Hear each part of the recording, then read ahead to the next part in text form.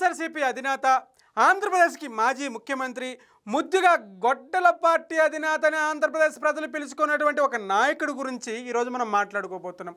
ఆయన జనరల్గా press meet పెట్టినప్పుడు ఎవరు ఆయన్ని బ్యాడ్ చేయ అవసరం లేదు, ఎవరు అతనిపై ఏమంటారు ఒక రకమైన భావం కలిగి ఉండవసరం లేదు, ఆయనే బ్యాడ్ చేసుకుంటాడు. ఆయన ఏం మాట్లాడుతుంటే ఒకసారి విందాం. ఆయన పేరు జగన్మోహన్ రెడ్డి. సార్ మాట్లాడండి సార్. 2 ఏళ్ల కిందట ఈ ప్రభుత్వం రాక మునుపు వరకు కూడా ఈ రాష్ట్రంలో ఏ ఇంటైనా కూడా చర్చ జరిగిన అంశాలు ఏమిటి అని అంటే సంక్షేమం గురించి, అభివృద్ధి గురించి, సంక్షేమం, వ్యవసాయం, పరిపాలనా రంగాల్లో విప్లవాత్మక సంస్కరణలు కాదు అవి సంస్కరణలు. ఫస్ట్ ఒక పదాన్ని క్లియర్గా పలకడం నేర్చుకోవాలి. సరే ఓకే వదిలేండి, దానికి అది పెద్ద విషయం కాదు.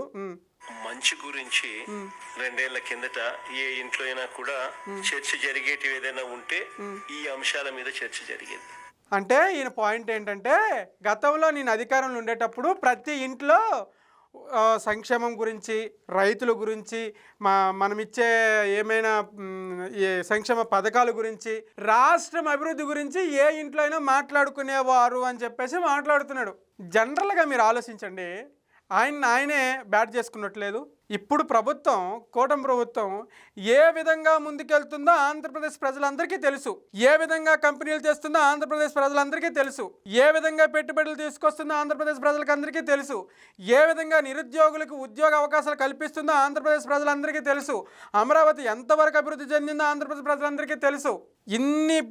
ఇన్ని విధాలుగా ఆంధ్రప్రదేశ్ని ముందుకు తీసుకెళ్తున్నటువంటి ఈ ప్రభుత్వం పరిపాలిస్తున్నటువంటి ఈ టైంలో ఈ విషయమంతా ప్రజలకి అందరికీ తెలిసినటువంటి ఈ టైంలో జగనన్న ప్రెస్ మీట్ పెట్టి ఏమంటాడంటే గతంలో మేము చేసే అభివృద్ధి పనుల గురించి, మేము రైతులకు చూసుకునే ఆ విధం గురించి మొత్తంగా మా గురించే మాట్లాడుకునేవారు గతంలో అని చెప్పి మాట్లాడుతున్నాడు. అంటే రివర్స్.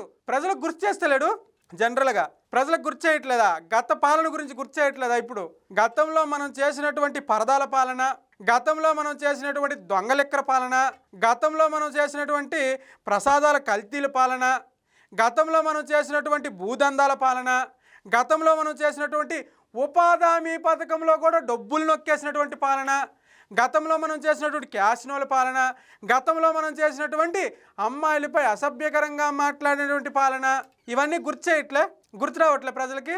ఎందుకన్నా మనకు వచ్చింది ఇది? ఎందుకు, దేనికి పనికొచ్చింది? ఒక్క రూపాయికైనా పనికొచ్చిందా? ప్రజలు మన ప్రభుత్వంలో ఎలాంటి కష్టాలు పడ్డారు, ఈ ప్రభుత్వంలో ఎంత హ్యాపీగా ఉన్నారు మీకు తెలీదా? మీరు నిజాయితీగా ఒప్పుకోండి, మీకు తెలీదా? ఎన్ని కంపెనీలు వస్తున్నాయో మీకు తెలీదా? ఎంతమంది ఉద్యోగులకు ఉపాధి అవకాశాలు కల్పిస్తున్నారో తెలీదా? అంతెందుకు, మన హయాంలో ఉన్నటువంటి ఐటీ శాఖ మంత్రికి, ఇప్పుడున్నటువంటి ఐటీ శాఖ మంత్రికి తేడా మీకు తెలీదా?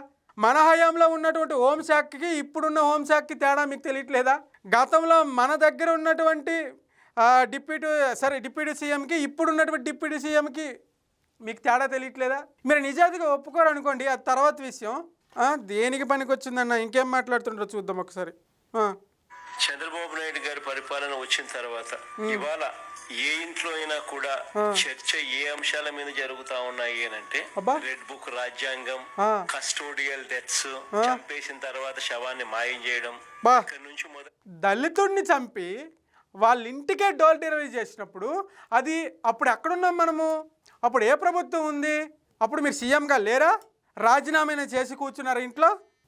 ఏందో మొదలెడితే చంద్రబాబు చేసిన సూపర్ 6, సూపర్ 7ల మోసాలు, ఆయన చెప్తా ఉన్న అబద్ధాలు, ఆయన చేస్తా ఉన్న టాపిక్ డైవర్షన్స్, వీటికి సంబంధించిన చర్చే. మరి మన నవరత్నాలేవి? మన నవరత్నాల గురించి ఏదో చెప్పాలి. మనం పెట్టినటువంటి నవరత్నాల వల్లనే ఈరోజు మనకు 11 సీట్లు వచ్చాయి. విషయం మీకు తెలుసా? మనం పెట్టినటువంటి ఈ వాలంటరీ వ్యవస్థ వల్లనే మనకు 11 సీట్లు వచ్చాయో తెలుసా? నేను అంతమంది వాలంటీర్లు కూడా అనట్లేదు, సారీ ఫర్ దట్. కొంతమంది గ్రామ స్థాయిలో, కొంతమంది మళ్ళీ గుద్ది చెప్తున్నా, కొంతమంది వాలంటీర్ల వల్ల గ్రామ స్థాయిలో పార్టీకి ఎంత చెడ్డ పేరు వచ్చిందో మీకు తెలుసా? మనకి తెలీదు. మనకెప్పుడు ఏంటి, మన జోబి ఎంతవరకు నిండింది, మన ఇంట్లోకి ఎన్ని పైసలు వచ్చాయి, రాష్ట్రానికి పూర్తిగా గాలి కొదిలేసి మనం నియమించుకున్నటువంటి ఎమ్మెల్యేలు మంత్రులు ఎంతవరకు దోచుకుంటున్నారో అంత వదిలేసి మనం పరిపాలించినటువంటి పరిపాలన ఏ స్థాయిలో ఉందో కూడా మనకి తెలియకుండా మనం ఇంట్లో ఉన్నాం చూడు, అక్కడే మనకు 11 సీట్లు వస్తాయని అప్పుడే ఫిక్స్ అయిపోవాలి. ఇంకా ఈరోజు మళ్ళీ మీడియా ముందుకు వచ్చేసి గతంలో మనం చేసినటువంటి ఈ ఘనకార్యాలన్నీ ప్రజలకు చెప్తున్నావు. ఏమో మేము ఇష్టమబ్బా, ఇక దీన్ని మిమ్మల్ని ఎవరూ బాగు చేయలేరు. నా సజెషన్ ఏంటంటే ఇమీడియట్గా గ్రామ స్థాయిల నుంచి మనకు ఉన్నటువంటి ఆ దరిద్రమైన పేరుని, వైసీపీ అంటే ఒక చండాలమైన పార్టీ, వైసీపీ అంటే బూతుల పార్టీ, వైసీపీ అంటే రౌడీల పార్టీ అనేది గ్రామ స్థాయిలో బాగా దూరికెళ్ళిపోయింది. దాన్ని మీరు బాగు చేసుకోవడానికి ఇంకో 10-20 సంవత్సరాలు పడుతుంది. దాన్ని ఎంత తొందరగా మీరు పేరు ఆ రౌడీల పాలన, దొంగల పాలన, దౌర్జన్యాల పాలన, ఈ ప్రభుత్వం పేరు చెప్తేనే బూతుల ప్రభుత్వం అనే పేరుని ఎంత తొందరగా తుడుచుకుంటే అంత మంచిది అనేది నా సజెషన్. తీసుకుంటే మీ ఇష్టం, తీసుకోకపోతే మీ కర్మ, దానికి మేమేం చేయలేము. Thank you.